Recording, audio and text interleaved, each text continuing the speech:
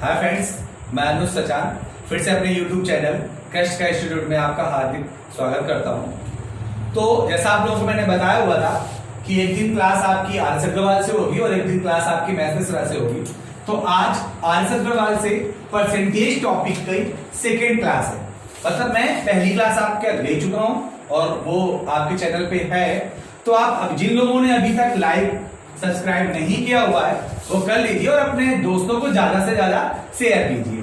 ठीक है, तो मैंने क्वेश्चन नंबर 57 नंबर तक कराए हुए थे। 57 नंबर तक जो कराए हुए थे मैंने उसमें बोला हुआ तो बहुत सारे क्वेश्चन इसमें छोड़े हुए थे। तो मैंने बोला हुआ था कि उनको लगा के आइएगा और लगाने के बाद जो प्रॉब्लम ना आए वो आप हमसे पूछिएगा। लेकिन इन 2 दिनों में किसी का भी कोई भी क्वेश्चन मेरे पास नहीं आया हुआ, जबकि मैंने नंबर भी दिया हुआ था, अपना व्हाट्सएप नंबर दिया हुआ था। आज मैं फिर से दे रहा हूं 8858442404। जो भी प्रॉब्लम आपको ना आए आप दीजिए। अगर आपको तुरंत चाहिए कि नहीं मुझे तुरंत सोल्यूशन दीजिए तो मैं आपको तुरंत सोल्यूशन देता हूं। ठीक है, चलिए फिर आगे हम लोग क्लास को कंटिन्यू करते हैं। तो उसके आगे क्वेश्चन है आपका, कहता किसी वस्तु की 10% तथा 10% की 2 क्रमवार मूल वृद्धियां किस एकमात्र मूल वृद्धि के बराबर है। मतलब वैल्यू 2 बार बढ़ाई गई, एक बार 10% बढ़ाया गया, एक बार फिर से 10% बढ़ाया गया। तो 2 बार 10% बढ़ाना एक सिंगल किसके बराबर है आपको ये बताना है। आपसे ये पूछा गया है। तो चलिए मानते वो वैल्यू नहीं पता ना, हमने मान लिया कि वो हमारी वैल्यू कितनी थी 100 थी। पहले मैंने इसको 10% बढ़ाया तो कहां पर आ गई 110। फिर से 10% बढ़ाया तो भैया 110 का 10% कितना हुआ 11। तो 110 का 10% 11 यानी कि वैल्यू कितनी आ गई 121। तो 100 वाली वैल्यू कहां पर आ गई 121। आपने 2 बार 10 बढ़ाया जिसकी वजह से 100 वाली वैल्यू 121 पे आ गई। तो उसने पूछा भैया एकमात्र मूल वृद्धि के बराबर है। तो भैया 2 बार 10 बढ़ाना एक सिंगल किसके बराबर होगा 21% के बराबर। क्यों 100 वाली वैल्यू कहां पे आ गई 121 पे, कितना बढ़ा 21%। और 100 से जितना ज्यादा उतने परसेंट होता है, जितना कम उतने परसेंट होता है भैया। तो 100 से 121 कितना ज्यादा 21 ज्यादा, कितना ज्यादा 21 ज्यादा। तो सिंगल 2 बार 10% बढ़ाना एक सिंगल किसके बराबर होगा 21%। अरे डाउट ठीक है। हाँ मैंने इसे आपसे बोला हुआ था कि मैं कोई फार्मूला नहीं बताऊंगा, लेकिन एक बहुत ही इंपॉर्टेंट फार्मूला है जो आपका परसेंटेज पे अभी इसके आगे टॉपिक चलेगा प्रॉफिट एंड लॉस वो लगेगा। वो अगर आप उसका यूज करना चाहो बहुत अच्छा है। वो फार्मूला आपका ये है plus minus A plus minus B plus minus A multiply plus minus B और अपॉन का 100। प्लस मतलब बढ़ाना, माइनस मतलब घटाना।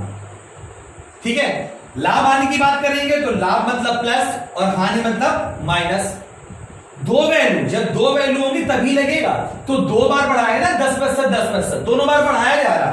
तो भैया प्लस का 10 फिर से प्लस का 10 प्लस का 10 मल्टीप्लाई प्लस का 10 अपॉन का 100। तो कितना होगा 10 तो ये 20 हो गया और ये दोनों जीरो वैल्यू कैंसिल हो गई। 1 इससे आ गया तो कितना हो गया 21%। ठीक है, तो 2 बार 10% बढ़ाना किसके बराबर होगा 21% के बराबर होगा। तो ये अगर आपको समझ में आ जाएगा ना तो भाई इसको इन क्वेश्चंस को लगाना ही नहीं होता है, बिल्कुल ओरल होते हैं। 10 20 और 10 का 100। एक और आया 20 1 21। ठीक है, इसी पैटर्न पर एक क्वेश्चन आपका ये कहता है यदि किसी संख्या में 20% की वृद्धि की जाए तथा परिणामी संख्या में पुनः 20% की वृद्धि की जाए तो कुल कितने प्रतिशत की वृद्धि होगी। फिर से भैया यहां पे 10 था, यहां कितना था 20 तो भैया 20 40 और 20 मल्टीप्लाई 20/100 4 और कितना जाएगा 44।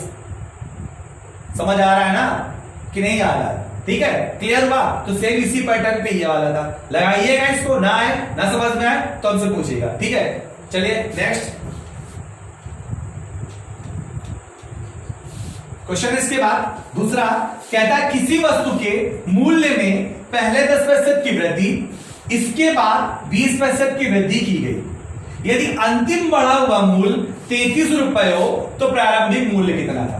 देखो एक बात आप लोग समझ लीजिए अच्छे से, बहुत ही इंपॉर्टेंट होता है कि क्वेश्चन पढ़ के समझ में आना चाहिए कि हमसे क्या पूछा गया।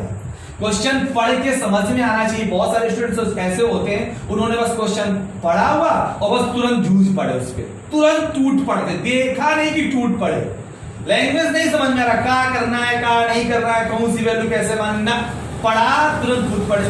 भाई मैं आपसे बार बार इसीलिए बोलता हूं, क्वेश्चन को समझना बहुत जरूरी है, क्वेश्चन को अच्छे से पढ़ के समझना बहुत। और एक बार अगर एक बार कॉन्सेप्ट दिमाग में बैठा ना, फिर किसी टीचर की जरूरत नहीं पड़ेगी, आप खुद टीचर बन जाएंगे। ठीक है, तो देखो कह रहा किसी वस्तु के मूल्य में पहले 10% की वृद्धि, मूल्य ही नहीं पता, वो वस्तु का क्या मूल्य था पता है, और परसेंटेज की बात की, 100 माने के हमने लेट किया कि जो उसका प्रारंभिक मूल्य था वो कितना था, 100 था। कह रहा किसी वस्तु के मूल्य में पहले 10% की वृद्धि, बढ़ा दिया आपने, उसको मैंने 10% बढ़ा दिया, कहां पर आ गया 110। कहता है तथा इसके बाद 20% की वृद्धि, तो 20% किसका, 110 का 20% और 110 का 20% कितना आ जाएगा 22। अरे भाई बोलो ना, 110 का 20% कितना, ये 20% कितना होता है, 20%, 20 100 में कितनी बार, 5 बार, तो 110 में 5 कितनी बार, बस भैया तो गेट दूनी, यानी कि यहां से कितना निकल गया 22, 22 बच्चे 110, तो भैया इसको बस 22 और जोड़े कितना आएगा 132। अब आपसे पूछा क्या है, कहता है यदि अंतिम बढ़ा हुआ मूल्य 33 और आपके अकॉर्डिंग अंतिम बढ़ा हुआ मूल्य कितना 132, कितना 132, अरे बोलो भाई कितना 132, हमारे अकॉर्डिंग 132, लेकिन रियल में कितना था वो 33, 132 बराबर 33। कहता है प्रारंभिक मूल्य बताओ, कौन सा मूल, प्रारंभिक मूल, प्रारंभिक मूल कितना हुआ था 100 की वैल्यू चाहिए, 33/132 मल्टीप्लाई 100, 11 33, 11 का नम 11, कितना बचा 2, 11 दूनी 22, 3 से 4 और 25 चौको 100, वैल्यू कितनी आ गई 25। तो जो इसका प्रारंभिक मूल्य था वो कितना आया 25। डाउट क्लियर हुआ, तो भाई समझ के करना है क्वेश्चन को, और ये क्वेश्चन तो इसी तरह के था। ठीक है, नेक्स्ट क्वेश्चन नंबर 4 क्या कहता है, कहता है जोसेफ की आय में 10% कमी कर दी गई, जोसेफ की आय में 10% की कमी कर दी गई, उसकी आय को पूर्व स्तर पर लाने हेतु नई आय में कितने प्रतिशत की वृद्धि करनी होगी। अरे भाई अगर किस, ऐसा नहीं मैंने बताया था शुरुआत में, यूं नहीं है कि अगर किसी की आय को आपने 10% कम कर दिया है तो वापस उसकी आय को 10% आप बढ़ा दो तो फिर से वहीं पे आ गए, नहीं भाई, रुपए में तो होता है कि अगर किसी के पास मान लो 90 रुपए हैं और मैंने इससे 10 रुपए ले लिए तो कितने आ गए इसके पास 80, तो वापस इसको ले आओ तो कितना दे दो 10 और दे दो, अगर इसको आप 10 और दे दोगे तो भैया फिर से कितने पे आ जाएगा 90, यहां तो चलेगा। लेकिन जब परसेंटेज की बात करेंगे तो यूं नहीं कि आपने 10% कम किया तो 10% बढ़ा दिया बस फिर से वही आ गए, ठीक है, नहीं, उन्होंने आपसे बोला हुआ है कि जोसेफ की आय में 10% कमी की गई, और 10% हिस्सा कौन सा होता है 1/10, 10% जो होता है भैया हिस्सा कौन सा होता है 1/10। मैंने बोला था नीचे वाली वैल्यू ओरिजिनल वैल्यू होती है, कौन सी वैल्यू होती है ओरिजिनल, मतलब उसकी जोसेफ की जो आय थी वो कितनी थी 10, कितनी थी 10, एक कम तो 10 से कितनी चली गई 9, जो जोसेफ की आय थी वो 10 से कहां चली गई 9। अरे भाई जिन लोगों को ऐसे समझ में नहीं आया वो ऐसे भी समझ लें, मान लीजिए उसकी प्रारंभिक आय भाई जी 100 थी, 10% कम तो अब कितनी बची 90, 0 0 कैंसिल कर लेंगे तो वैल्यू कितनी आ गई 10 से 9, वही तो मैंने लिखा हुआ है, मैंने इसीलिए तो बोला था कि जो मैंने फ्रैक्शन लिखे हुए थे वो आपको याद करना पड़ेगा, उनका यूज करना आपको सीखना पड़ेगा। भाई कंपटीशन पे है, जब आप ऐसे सीखेंगे ना तभी अच्छे से क्लियर होगा और इंटरेस्ट जगेगा पढ़ाई में, ठीक है। तो भाई उसकी आय 10 से कहां चली गई 9, अगर उसकी आय चली गई 10 से 9 तो उसने बोला क्या आपसे, कहता है पूर्व स्तर पर लाने के लिए, पूर्व मतलब 9 से कहां लाना है 10, कहां 9 से 10, कितना बढ़ाना है 1, और कहां से बढ़ाना है 9 से, कहां से बढ़ाना है 9 से, 1 बढ़ाना है 9 से, तो 9वां हिस्सा कितना होता है 11 सही 1/9, ठीक है, कौन सा हिस्सा है 9वां हिस्सा 11 सही 1/9। भाई जिनको नहीं समझ में आ रहा वो मल्टीप्लाई 100 कर लीजिए, प्लस लगाना है तो मल्टीप्लाई तो करना ही पड़ेगा। डाउट क्लियर हुआ ना? ठीक है, क्वेश्चन नंबर 5 देखते हैं। भाई नोट करने का तरीका मैंने बताया हुआ है, नोट आप स्क्रीनशॉट लेके समझ लें या अपना वीडियो पॉज करके नोट करते चलें। ठीक है, प्रॉब्लम कहीं पे आए आप कमेंट करिए। ठीक, नेक्स्ट क्वेश्चन नंबर 5 कहता फलों के मूल्य में 30% कमी करने पर उनकी बिक्री 40% अधिक हो जाती है, इससे विक्रय मूल्य पर क्या प्रभाव पड़ेगा? देखो मैं इस क्वेश्चन को दो तरीके से बताऊंगा, बहुत बेसिक बताऊंगा, बहुत ज्यादा बेसिक बताऊंगा। इसके बाद जल्दी से कैसे करते हो हम समझेंगे। तो बहुत ज्यादा बेसिक कैसे, ना तो मुझे फल पता है क्या, ना मुझे ये पता कि कौन सा एक फल कितने रुपए का बेचा जा रहा है वो भी नहीं पता। हम दोनों मानेंगे। हमने माना देखो फलों के मूल्य में भी परसेंटेज में कमी हो रही है और उनकी बिक्री भी परसेंटेज में ही हो रही है। ठीक है, तो आराम से 10% 10 का 30% निकल आता है और 10 का 40%, या ना मानो तो कोई दिक्कत आ रही है 10 मानने में 100 मानो। हमने माना, मैंने ये लेट किया कि यार जो उसके पास फल थे ना पूरे वो भी 100 थे और जो वो बेच रहा था ना, जो उसका मूल्य था ना, एक फल का जो मूल्य था ना वो भी 100 रुपए था, या 10 मान लो, आराम से निकल आएगा। ठीक है, फल थे उसके 10 और हर एक फल का मूल्य था 10, तो जो उसको अर्निंग हो रही थी वो कितने रुपए की हो रही थी? 100। अरे यार 10 फल थे, एक फल का मूल्य 10 रुपए था, तो टोटल अर्निंग कितने की थी? 100 की। फिर उन्होंने बोला आपसे कि फलों के मूल्य में 30% कमी की गई, फलों के मूल्य में। तो भाई अब जो नया मूल्य आएगा कमी करने के बाद 10 का 30% कितना होगा? 3 की कमी अब कितना आ गया? 7। मतलब अब एक फल का जो रेट आया वो 7 होगा, जिसकी वजह से हुआ क्या है, उनकी बिक्री 40% अधिक हो गई। तो जो अब हम फल बेचेंगे 40% अधिक, तो 10 का 40% 4 और बेचेंगे, तो 10 तो हम बेच ही रहे थे, 4 और बेचेंगे। अब कितना बेचेंगे? 14। अब एक फल का मूल्य 7 रुपए और ऐसे फल 14, तो अब टोटल कितना रुपए ले रहे हैं? 98। तो हमसे पूछा है इसके विक्रय मूल्य पर क्या प्रभाव पड़ा? भैया पहले कितने रुपए ले रहे थे? 100, अब कितने रुपए ले रहे हैं? 98। कितने की कमी आ गई? 2% की कमी आ गई। 100 से 98 2% की कमी। Any doubt? ये था बिल्कुल बेसिक समझने वाली बात थी, कैसे करें। ठीक है, अब इसी को अगर हम लोग दूसरी तरीके से देखें तो समझना भाई, क्या मुझे फल का मूल्य पता था? क्या मुझे फल पता था? कुछ नहीं पता था ना। मतलब एक हम मानने को मैं 100 भी मान सकता हूं, मैं 50 भी मान सकता हूं, मैं 200 भी मान सकता हूं, मैं फलों को भी, और मैंने 10 दोनों वैल्यू को बराबर भी माना। ठीक है, तो इसका मतलब एक ही वैल्यू पर 2 बार इफेक्ट पड़ रहा है। कितनी बार इफेक्ट पड़ रहा है? 2 बार। एक ही वैल्यू पर 2 बार इफेक्ट पड़ रहा है। एक बार 30% की कमी हो रही है और दूसरी बार 40% की बढ़ोतरी हो रही है। तो जब मैंने 30% की कमी की तो 100 वाली वैल्यू कहां पे आ गई? 70, और इसी को फिर कितना बढ़ा दिया गया? 40। तो डायरेक्ट इसी का 140/100 वैल्यू आ गई 98। कितने कमी? 6%। डाउट क्लियर हुआ? ठीक, तीसरा मेथड इसी से देख लो, जो मैंने फार्मूला बताया था। मैंने फार्मूला भी तो बताया था अभी। तो भाई मैंने फार्मूला क्या बताया था? Plus minus A plus minus B plus minus A multiply plus minus B upon का 100। तो भाई यहां पर भी तो वैल्यू 2 है ना। एक बार 30% कमी हो रही है, एक बार 40% की बढ़ोतरी हो रही। तो भाई मैंने 30% की पहले कमी कर दी, फिर मैंने 40% की बढ़ोतरी कर दी, फिर मैंने 30% की कमी मल्टीप्लाई 40% की बढ़ोतरी और बटे का 100। जब इसको सॉल्व करोगे तो 40 30 10 प्लस का, और ये 4 दिया 12 माइनस का, प्लस का 10 और माइनस का 12, तो वैल्यू कितनी है? माइनस की 2%। और माइनस क्या शो करता है? कमी। माइनस क्या शो करता है? कमी। तो 2% की कमी। Any doubt? तो भाई मेरा बोर्ड है थोड़ा सा छोटा, ठीक है, जो हमारा इंस्टीट्यूट था वो काफी दूर है हमारे घर से, इस वजह प्रॉब्लम हो रही है। तो मैंने सोचा यहीं पे हम लोग अपने घर पे ही शुरू करते हैं, क्योंकि लॉकडाउन का पता नहीं कब तक है। तो थोड़ा सा एडजस्ट करिएगा, बाकी जो समझ में ना आए तो थोड़ा सा जूम करके देख लिया करिए। ठीक है, नेक्स्ट क्वेश्चन की तरफ बढ़ते हैं। चलिए फिर देखते हैं क्वेश्चन नंबर 6 आज की क्लास का। कहता है चीनी के भाव में 40% की वृद्धि होने पर किसी परिवार को चीनी की वार्षिक खपत कितने प्रतिशत कम करनी होगी जिससे परिवार का खर्च ना बढ़े।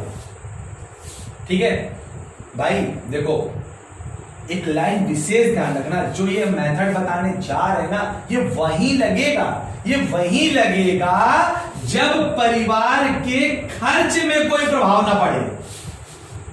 मतलब जितना हम पहले खर्चा करते थे उतना ही अभी खर्चा करेंगे, तभी ये कॉन्सेप्ट लगेगा, अदरवाइज नहीं लगेगा। फिर कुछ और सोचना पड़ेगा, थोड़ा सा उसमें एक्स्ट्रा ऐड करना पड़ेगा।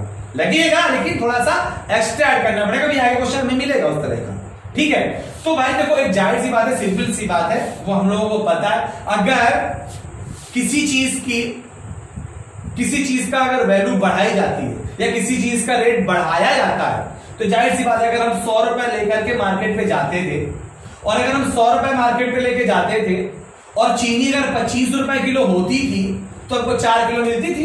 अगर 100 रुपए हम लोग मार्केट पे लेके जाते थे, चीनी का भाव 25 रुपए होता था, तो हमको 4 केजी चीनी मिलती थी।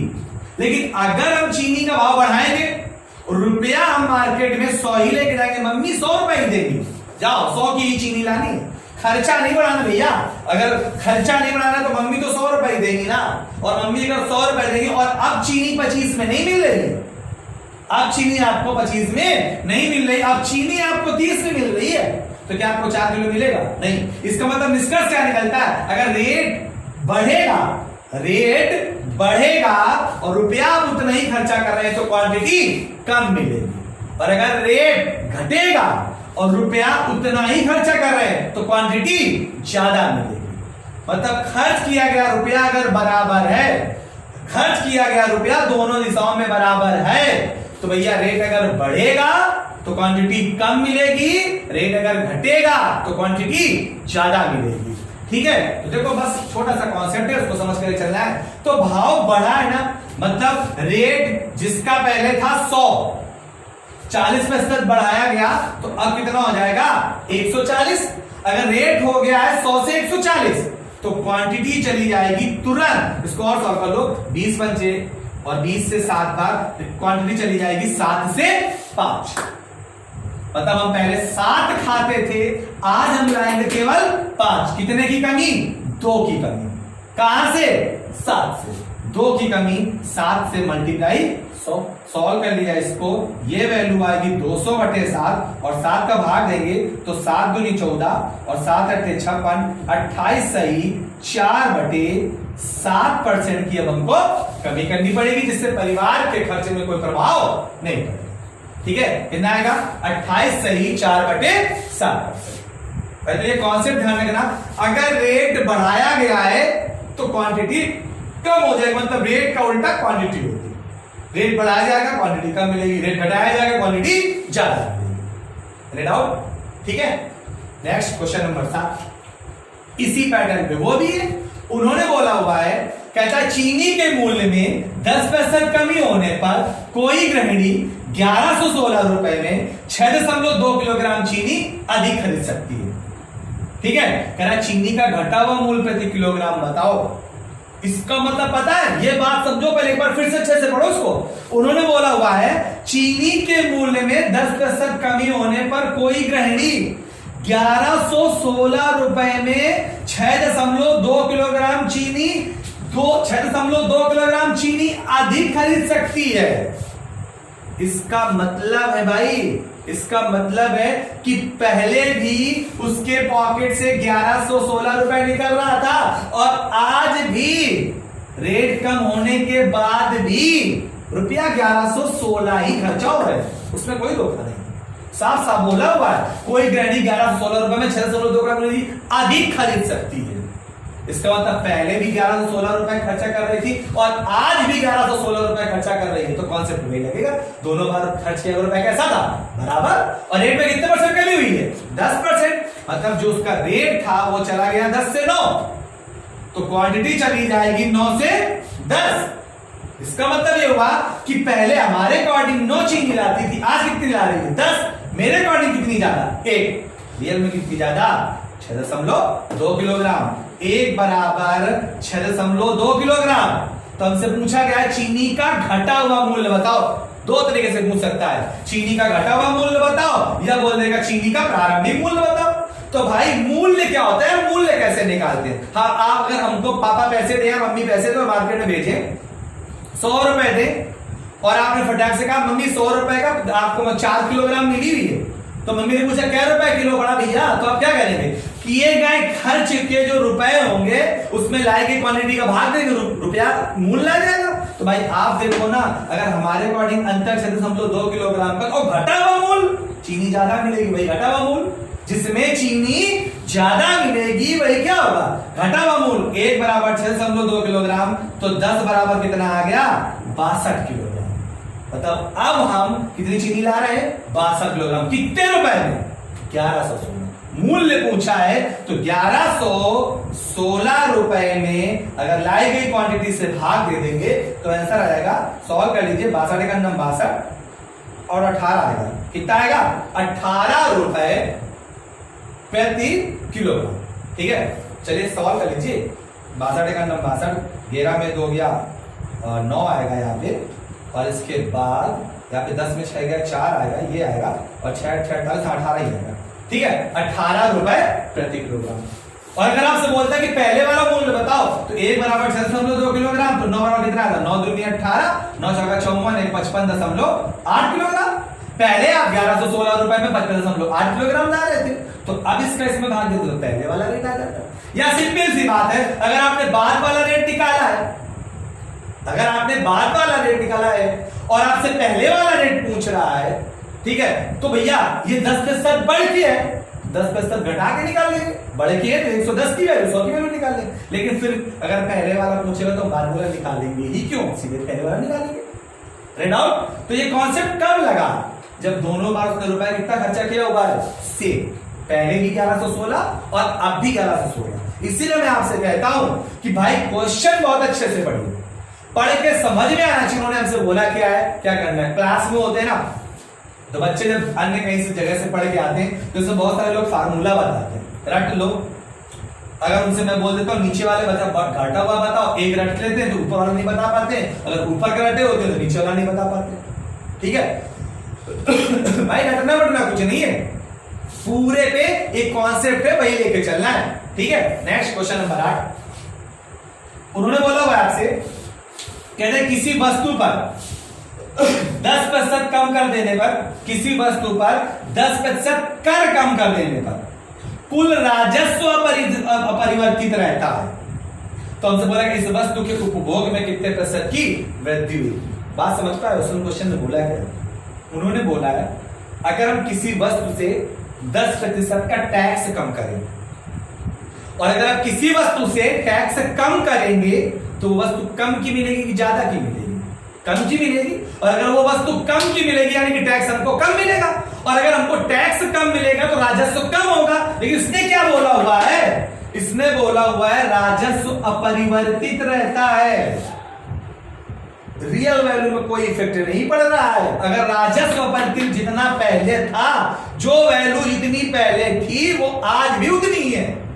इसका मतलब ये हुआ अगर टैक्स कम किया गया है तो टैक्स देने वाले कैंडिडेट बढ़ गए, टैक्स देने वाले कैंडिडेट बढ़ गए। और टैक्स मैंने कितना कम किया, 10%। 10% कितना होता है, 1/10, मतलब टैक्स चला गया कहां, 10 से 9।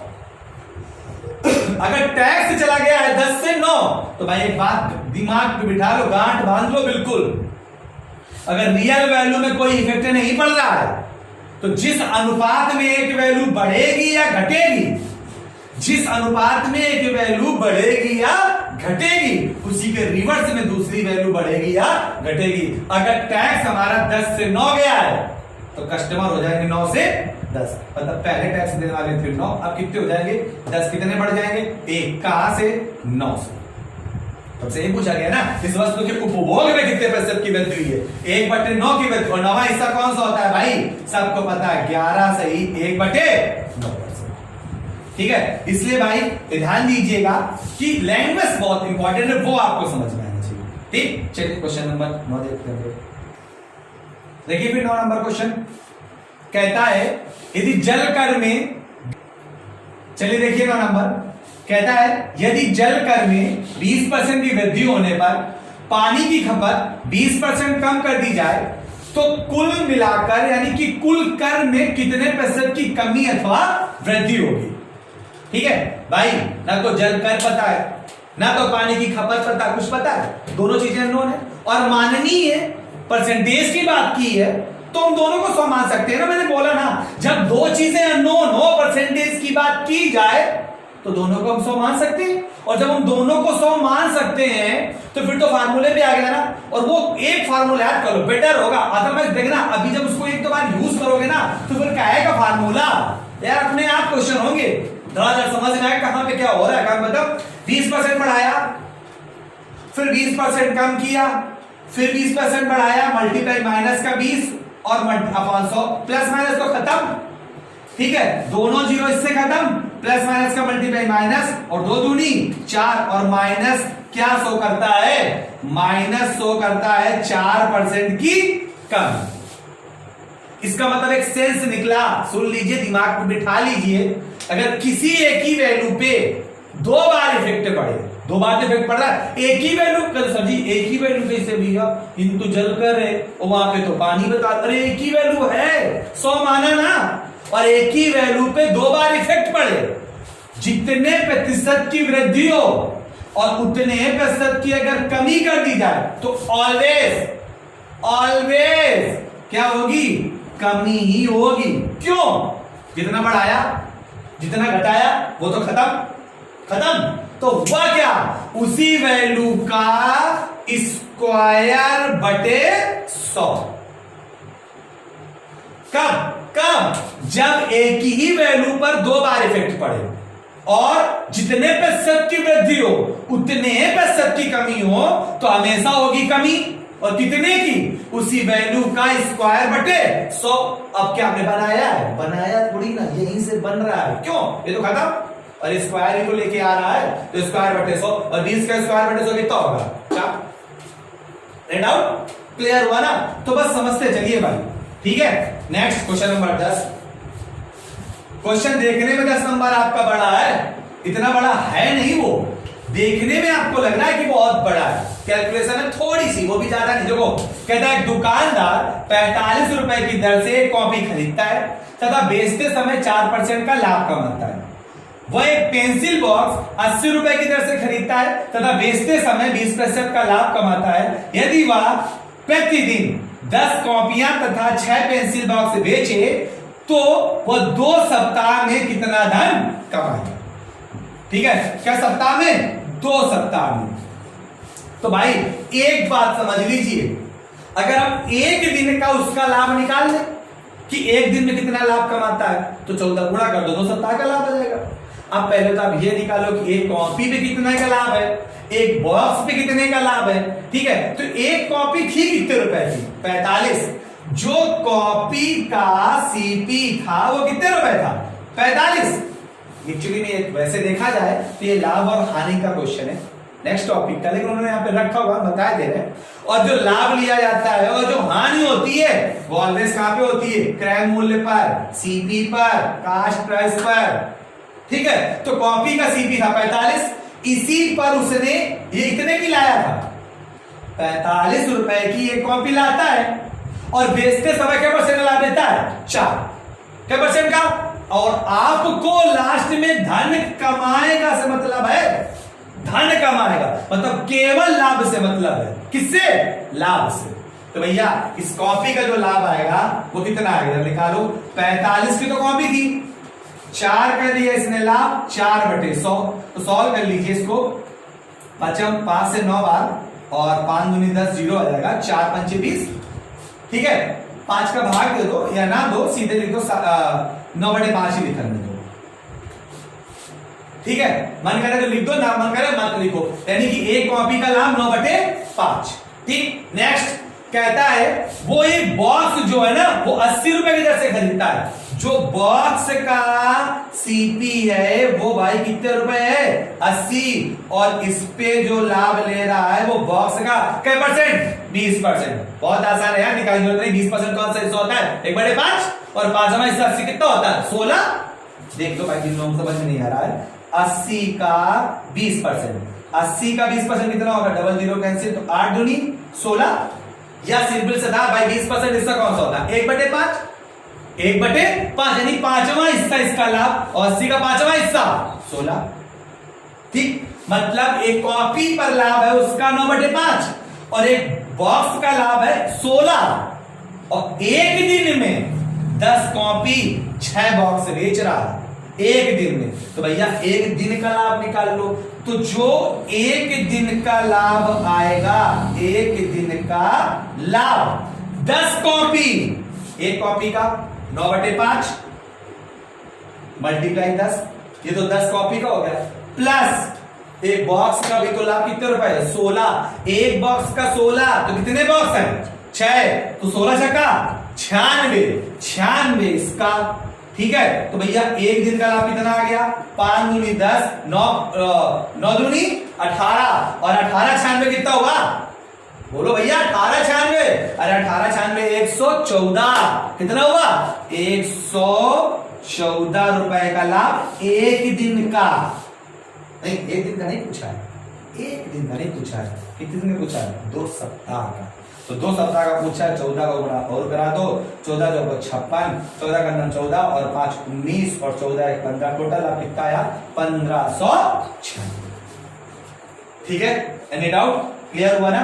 ठीक, नेक्स्ट क्वेश्चन नंबर 11।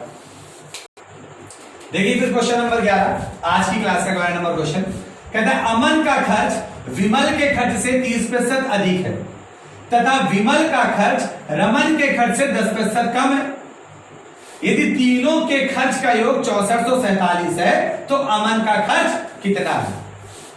भाई इन क्वेश्चन पे स्टूडेंट्स को सबसे ज्यादा मानने में प्रॉब्लम आती है, कौन सा नंबर हम कितना माने। बिल्कुल नो टेंशन, कुछ भी नहीं सोचना, एक एक लाइन बोलिए, आप एक एक लाइन लिखो बस। अमन का खर्च विमल के खर्च से 30% अधिक है ना, तो अमन का खर्च विमल के खर्च से 30% अधिक है ना, तो विमल का हमने मान लिया 100, तो अमन का कितना हो जाएगा? 130। ठीक है भाई, अमन का खर्च विमल के खर्च से 30% अधिक था। इसके बाद इसका 0 हटा लीजिए, ये इनके बीच का अनुपात बनेगा, 0 0 कैंसिल हो जाएगा, अनुपात बनेगा 13:10। अरे डाउट? ठीक, दूसरी लाइन उन्होंने बोली हुई है, कहता है तथा विमल का खर्च रमन के खर्च से 10% कम है। विमल का खर्च रमन के खर्च से 10% कम है, तो देखो विमल और रमन, विमल का खर्च रमन के खर्च से 10% कम है। किसका कम है? विमल का। किससे? रमन से। 10% इसका कौन सा होता है? 1/10, यानी कि ये हो गया 10, तो ये कितना हो गया? 9। बोल बात समझ में आई? इतनी लाइन क्लियर हुई ना? बस फिर इसके बाद क्या? इसके बाद आप सोचोगे यार ये तो आपने 3 और 2 क्वेश्चन, कुछ नहीं, ये विमल कितनी बार आया है?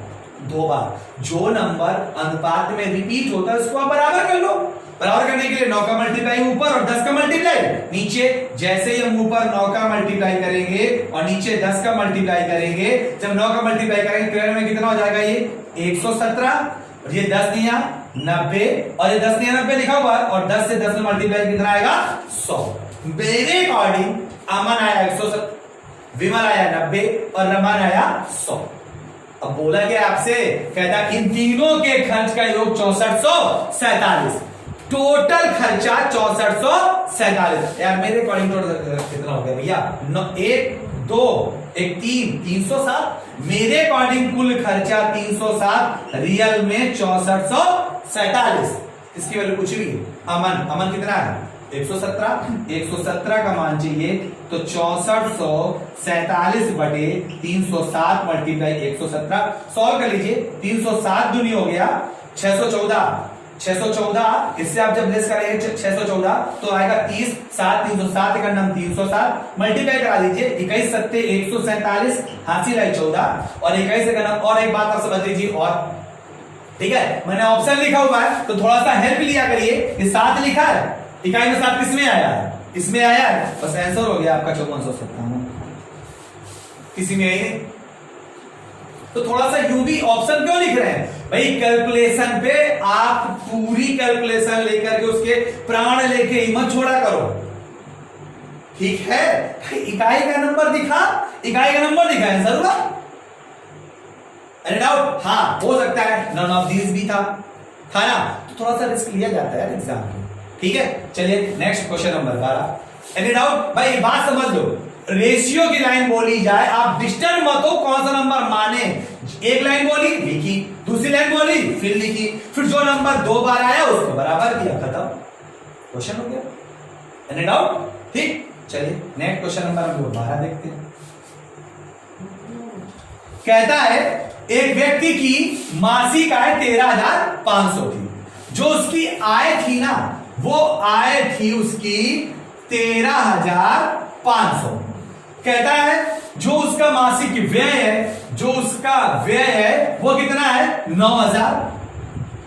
9,000 खर्चा करता था, कमा रहा था 13,500, खर्चा कर रहा था 9,000। कहता है अगले वर्ष उसकी मासिक आय में 14% की वृद्धि हो गई। भाई उसकी जो इनकम थी वो 14% बढ़ गई और उसके व्यय में 7% की वृद्धि हो गई, उसका खर्चा भी 7% बढ़ गया। हमसे बोला गया है, कहता बताओ उसकी बचत में कितने प्रतिशत की वृद्धि हुई। तो भैया पहले की बचत निकाल लो, पहले कितनी बचत थी? 13,500 खर्चा आय थी, 9,000 उसका खर्चा था, तो भैया 4,500 रुपए तो बचाता था। ठीक है, तो भैया अब उसकी नई आय निकालो।